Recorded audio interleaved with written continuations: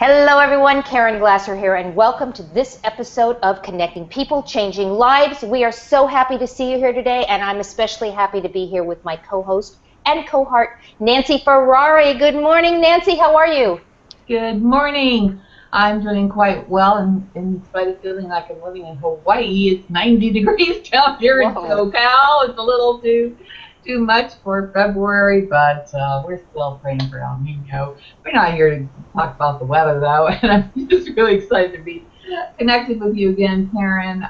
We have a really important show today, and Caren and I are very much on the same mindset that we're here to provide clarity, information from experts that help us understand whatever topic we're talking about. And it is really with great honor that I share that we have a parenting coach, and I refer to her also as an expert, Susan Berland, who is fiercely committed to guiding parents of LGBTQ youth back to a loving, accepting relationship when they are struggling to accept their child as gay, lesbian, bisexual, transgender, or queer.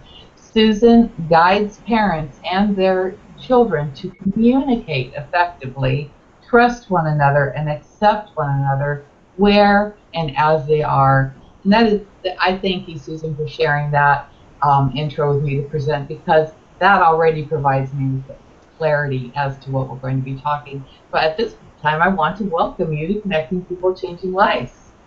Thank you. I'm so happy to be here. Well, we are totally delighted that you're here with us. Let's just jump right in. What does LGBTQ stand for? I mean, we're all these letters, and sometimes it's not even said all the letters at one time. Sometimes it's just a few. What do they all stand for, and when and why do we use them? Lesbian, gay, bisexual, transgender, and the Q can stand for questioning, it can stand for queer, and it can stand, even though gender queer starts with a G, sometimes that's what it refers to also as gender queer. There are other letters too that sometimes people add, I for intersex, A for asexual, but then people just refer to it as alphabet soup. It's starting to sound like that. Yeah. And we talked about this before when you were in our green room, that can cause a lot of confusion for people, that when we bring words into a lump like that. And I appreciate you sharing the distinction of each word and what it means. And what both Caren and I found fascinating is within the generations of evolution of who we are and how we identify ourselves, that word queer brought up a whole different remembrance for me with growing up in the late 60s, 70s. But now you shared a whole different meaning to it as to how others want that to be perceived. So if you could share a little bit about that, then we're going to get to talking about how is it that parents connect with you and what you do for them. Yeah, the word queer can bring up a lot of really some bad memories for people of my generation and your generation. Mm-hmm. It was used the way that people use the word fag. Now, today we understand that that's not a good word, that you don't say that's what you call someone when you're being nasty, and queer was used that way. But the younger people in the LGBT community have reclaimed the word as their own. And you'll find some young men and women who are gay and lesbian using that word to describe themselves. If, we talk about labels. If they don't want to use a label of lesbian or gay, they'll use queer. But it's also used in the along the gender spectrum, and a lot of people don't really understand the difference between sexual orientation and gender identity. And what I've heard said, and I really love this, is sexual orientation is who I go to bed with, and gender identity is who I go to bed as. I love that. I know, it's great. That's a tweetable. Yeah, it's easy to understand when you say it that way. But for some people, we understand there's a spectrum between being straight and being homosexual, and we call that bisexual. And in the gender identity world, there's a distinction between being male and being female, and we understand what transgender is, that person who was identified as female at birth really is male, or vice versa. But when you use the word queer, a lot of times it's the people that are on the spectrum between identifying as male and female. They might not identify as either, or some days they feel more female, some days they feel more male, but they don't feel like they can pick, so they'll use the term queer. That's so interesting. I mean, one of the things that I'm curious about is, is there now this dichotomy between a son or daughter coming out as gay or lesbian versus a son or daughter coming out as transgendered? Is it more acceptable? Do parents have a different reaction, a better reaction if their kids are coming out as gay or lesbian versus they're coming out as transgendered? Is there a difference at this point, or is it all something that families need to just figure out a way to work within and learn and do all that? Or is there no difference at all? No, I think there really is a difference. And I think a lot of the difference, it has to do with the public's general knowledge. Most people understand when you say I'm gay or you say I'm lesbian, no matter how they feel about it, whether they're accepting or they think it's the worst thing in the world, they know what it means. But a lot of people don't really understand or get what it means to be transgender. And the reactions and adjustments a parent of a transgender child has to go through are very different. I mean, some of them are the same, but there's multi-layers that a parent of a gay or lesbian child does not have to deal with in terms of medical things. You know what's coming to my mind now we're talking about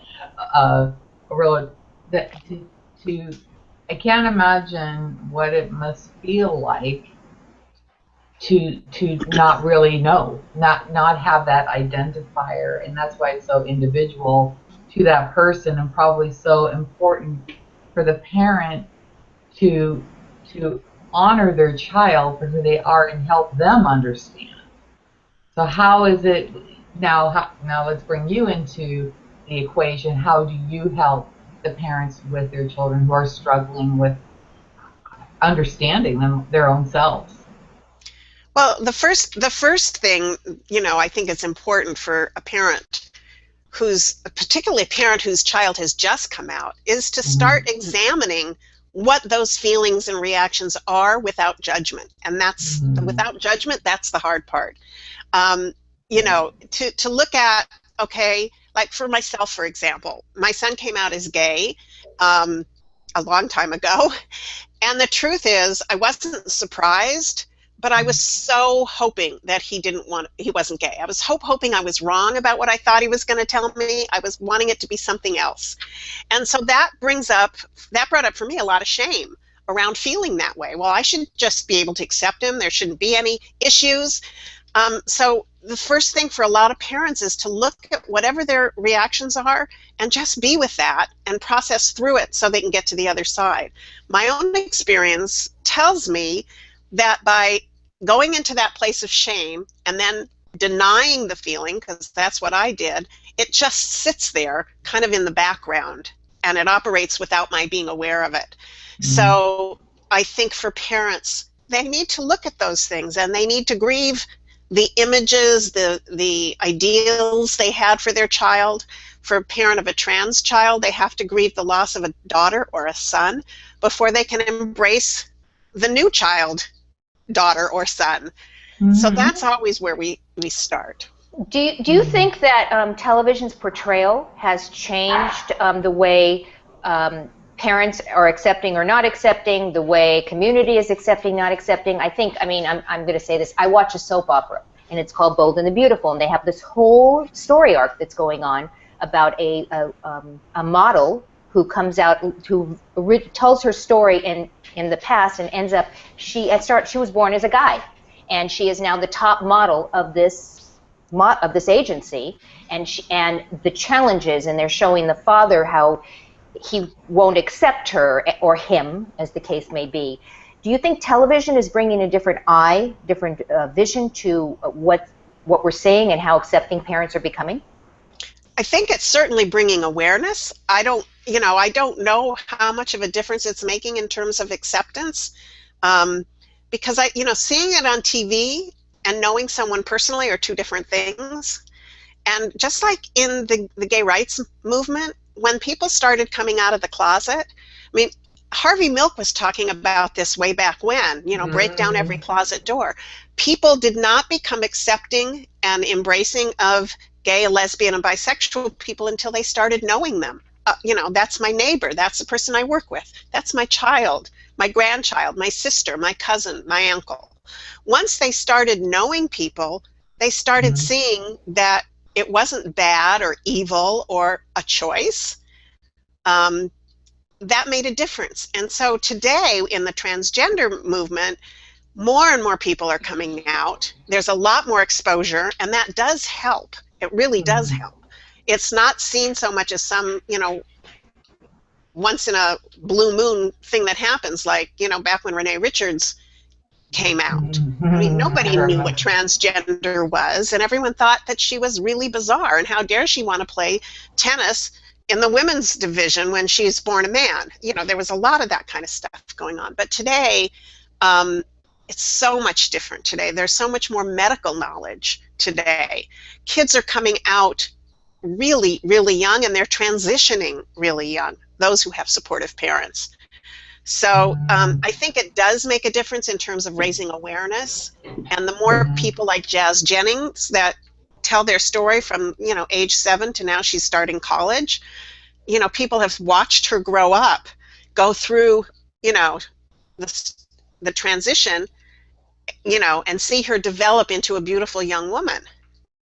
So you work with parents and families that have LGBTQ kids, children in the family.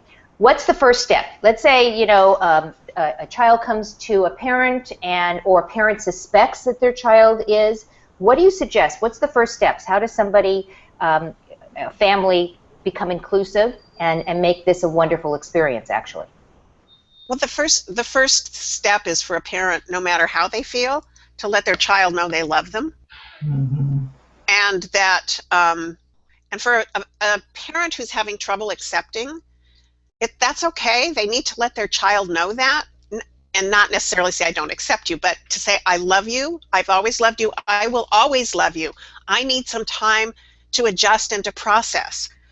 I have to do some research. I need to find out more information. So, please be patient with me while I work through this.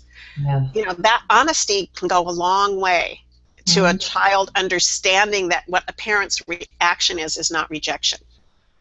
Like we said in the beginning, communication is everything with everybody, but especially there. And then when you're dealing with a child, all they want is to be loved.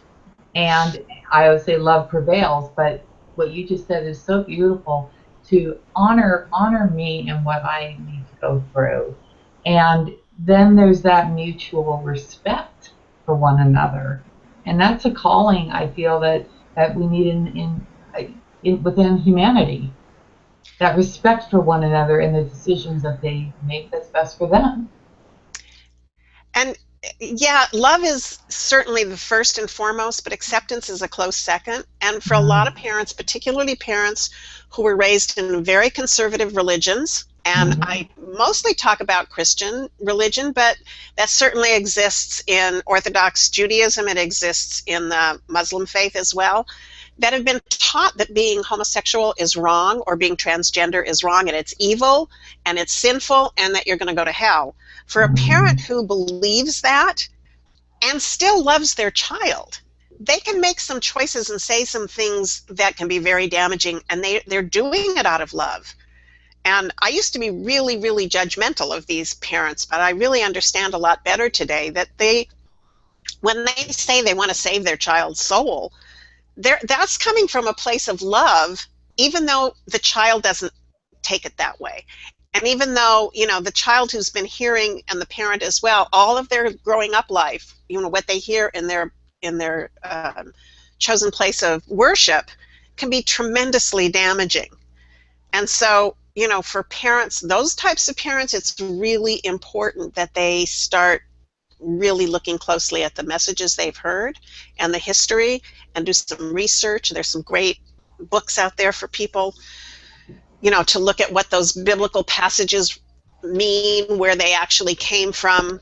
So, it depends on where they are on the spectrum of acceptance. Right. You said something interesting when you first started talking about when your son came out, and that you were hoping that you were wrong. So what are the signs? I mean, we talk about that you were hoping you're wrong. Are there signs that we look for in our kids or people that we know that can give us some guidance? What are the signs? I think we have to be careful about looking for signs, because that it tends to reinforce stereotypes. I can just tell you, my son didn't have what many people would think were typical signs of being gay. He wasn't effeminate. The signs, for me, I suspected he was gay when he was about 3 years old, but I can't tell you why. And there wasn't anything in particular I could point to. By the time he was in high school, all of his friends were girls. He probably would tell me I'm wrong about that, because he's reconnected with a lot of male high school friends, but that was my perception.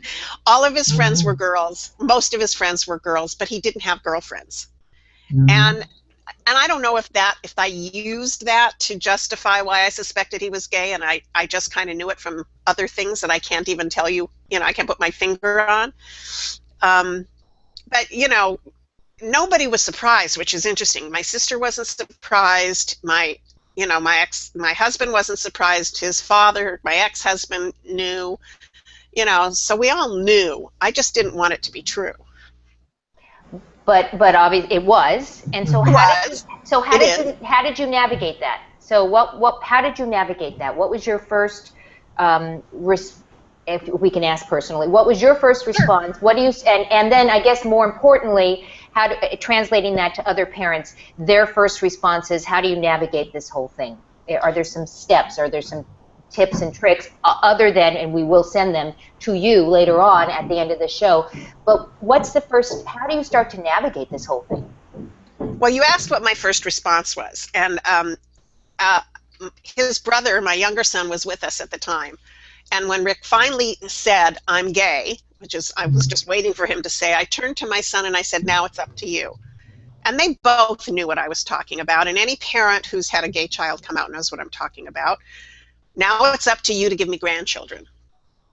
And I felt a lot of shame about that for a long time, but it's a very common reaction that a parent of a gay or even a transgender child will have. I'm not going to be a grandmother, or you're not going to make me a grandmother. I mean, I am a grandmother, but from my other child. But I still feel a sadness at my son not having children, which is his choice. There are ways that gay couples have children. There are ways that transgender people have children. And there are many, many straight people who choose not to have children. So that's not the factor. It doesn't matter how realistic it is. It's a reaction. It's a common reaction. So, and the other reaction I had, this was 1989. It was the middle of the AIDS crisis. And I said to him, you better get yourself over to the LGBT Center in West Hollywood. It was just LGB back then. The LGB Center in West Hollywood, and find out how to prevent AIDS, because if you get AIDS, I'm going to kill you.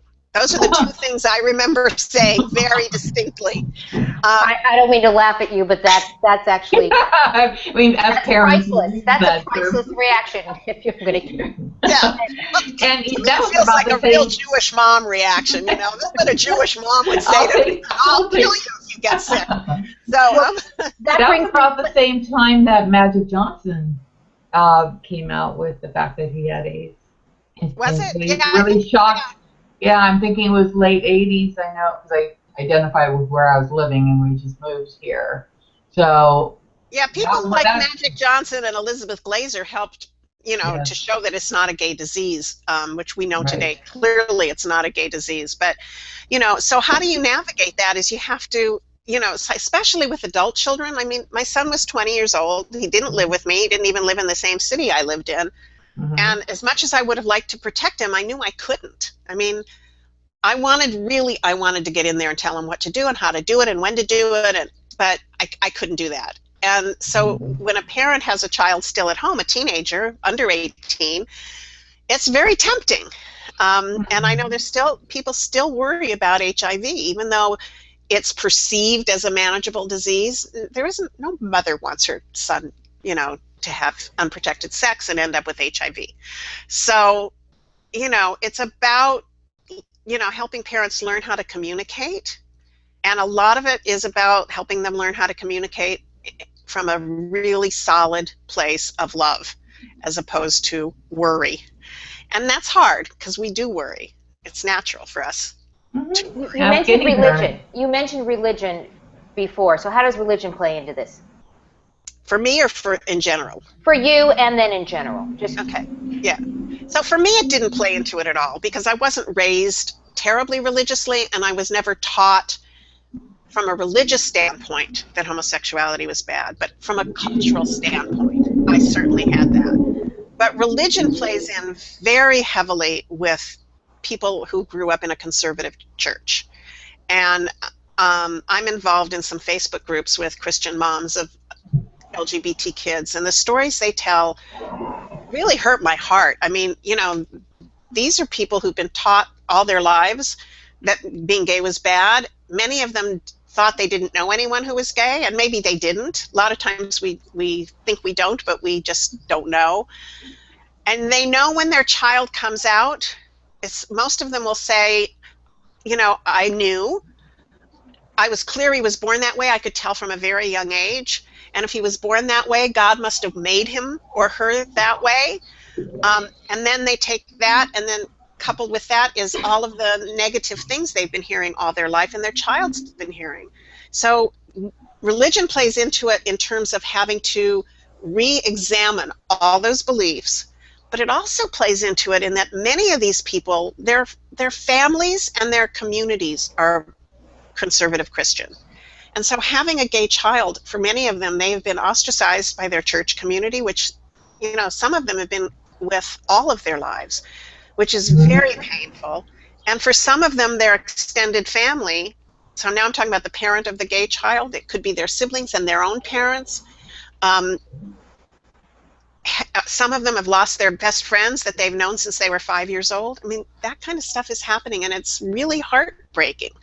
It's heartbreaking for them. It's just heartbreaking in general. So for a parent who is really struggling with those religious beliefs, I have a lot of great resources I recommend. There's some great support out there for those people, and it takes time. And I'd say I'm sorry, Caren, but being mindful of where you go for resources. I'm getting that feeling that that's really important. As we were talking before we went on air, what we're seeing in the media, and we all know, you brought up Renee Richardson, I think my eyebrows went up thinking, oh yeah, and then I was thinking Rock Hudson when he found out, well, Hollywood set that all up. Well, Hollywood is a force, and when I say Hollywood, I mean the entertainment industry. And I'm thinking back on when Ellen, in her episode, the Ellen Show, and some people may not even remember that, sitcom, and she said, yeah, I'm gay, and her career went sliding down, and now look where she's at.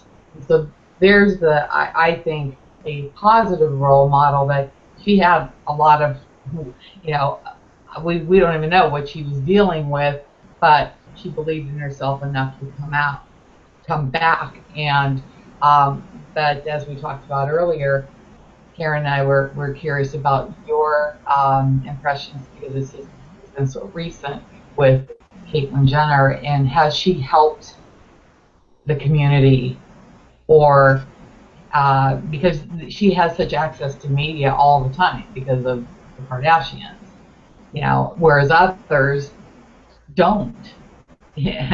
So, you know, I guess that's my question, is being mindful of what we see on media, and if it's a positive or a negative for what they're trying to put out there. Well, the media in general is not always very positive, and people, you know, there are people in the public eye who've said some really nasty things about Caitlyn Jenner, and there have been people who said some really positive things. I think her coming out publicly really it's another, like Ellen, you know, she when Ellen came out, like you said, her career skydived down for a long time, and she's come back. With Caitlyn Jenner, she's got enough money and she has that background of reality TV that she did a reality TV show about her whole coming out process. And I think for the general public, it was really educational. It really showed people what someone goes through, and it's different. I think it's different transitioning when you're 65, which is what Caitlyn Jenner is, than when you're 25 or when you're 18. And one of the criticisms, couldn't think of that word, of Caitlyn Jenner from within the trans community is that she's very privileged. She has a ton of money. She's able to do all these surgeries and, you know, do whatever it is she needs to, and she has a, you know, a glamour squad. And she has a lot of this stuff, and a lot of young people don't even have the ability to get the hormones that they need. And then there's also been criticism because she charges large sums of money to speak. And they feel like she should be providing some, you know, hope and support. And I think she is trying to do that in other ways. So time will tell. I mean, you know, you can't ask one person, Caitlyn Jenner, to save the entire transgender community. Yeah, correct. I was wondering what your thoughts are on Angelina Jolie and Brad Pitt and their youngster that I think a couple years ago said he wanted. She wanted to be, or he wanted to be a she, or vice versa. I can't remember right now. I think it was Shiloh, right? Shiloh. It's Shiloh. It was born female, and now, you know, dresses as a boy, and they're, you know, they're fine. And I think they're allowing her to be who he wants to be. And again, this is the whole gender thing in terms of how do you refer to them, and they're not technically changed. Is it a he? Is it a she? But they're very accepting, and I think, from my perspective, when I watched the way they reacted to the way they talked about it, basically, we're just letting her be who she wants to be. And is that the new way? As parents become more accepting, are they doing more harm than good? Are they allowing parents to be comfortable because they're celebrities and they said it was okay? I mean, there's all this stuff that comes into the mix. At least I think, you know, we have a tendency to watch what's on the media and to watch what other people are doing. And say, well, if they are accepting, then it must be okay. Any thoughts on this with Shiloh? Well, I don't know whether Shiloh has expressed the knowledge that she's a boy. I know that from a very young age, she didn't want to wear dresses. She wanted short hair. She wanted to dress like a boy. And that's what they've allowed her to do. They allow her to express her, you know, her gender expression in ways that she chooses. I imagine if she decided that she was a boy, they would do what they needed to help her transition. I don't know whether that part of it is true. But as far as what an example they're being a great example for parents accepting. So many people say, well, you just shouldn't let her do that, because if you let her do that, then she will become X, Y, and Z, as though, you know. But it's biology, and that comes back to the very basic thing. Is this biology? Are you born? And science tells us it absolutely is biology. This is how you're born. You don't choose it. You are born however you're born.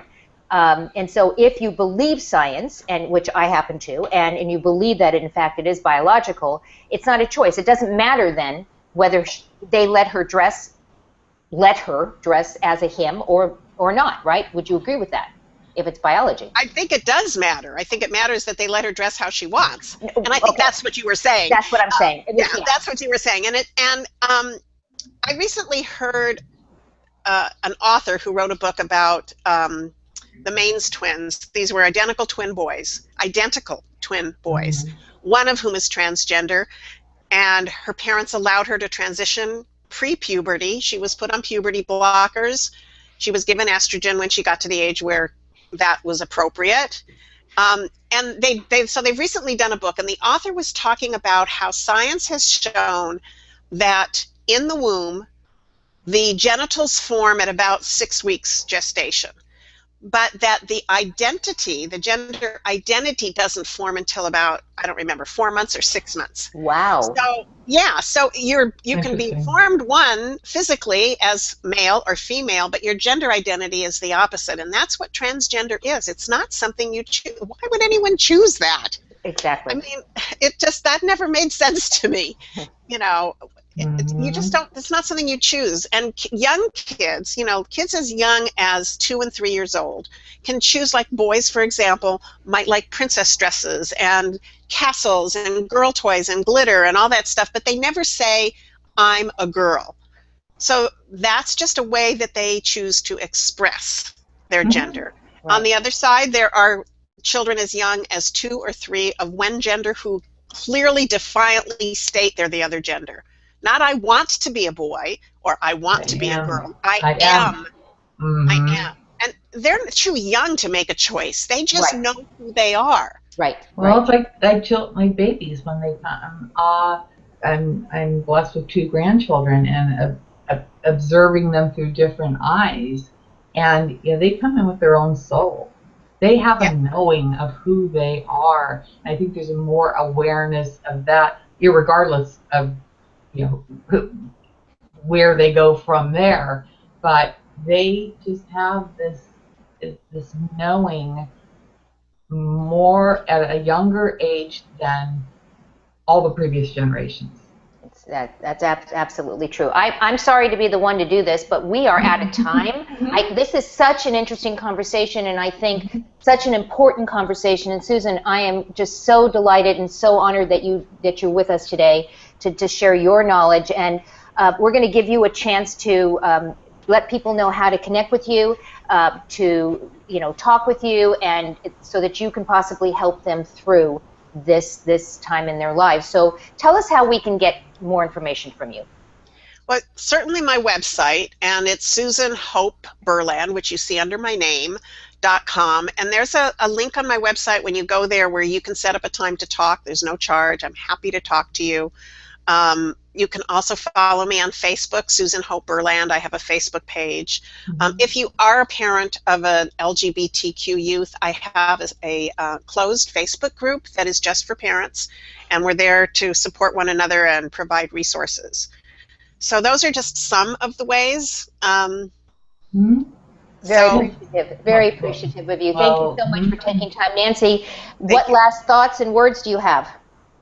Well, I want to thank you, Susan, for being who you are and being there for others. And that's what I've always felt, that we are a collective here on Earth, and to uplift and support and to love one another. And how you are extending your story to help others is just beautiful. And I encourage you to keep doing what you're doing. I know you will. And for those who are out there, it does take courage to step up into it. But if that's your truth, that's what we need in the world. So I appreciate you, Susan. I thank you so much for being on our show. Thank you so much for having me.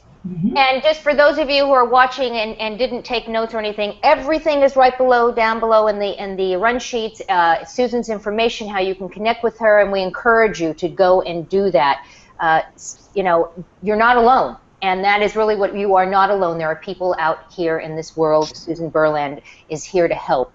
So again, thank you so much for being on with us, Susan. And I want to thank our viewers. We know that you have a choice as to how to spend your time, and we want to thank you for spending your time with us today. And so as we say every single week, have an awesome day, and we'll see you next time on the next episode of Connecting People, Changing Lives. Goodbye, everyone.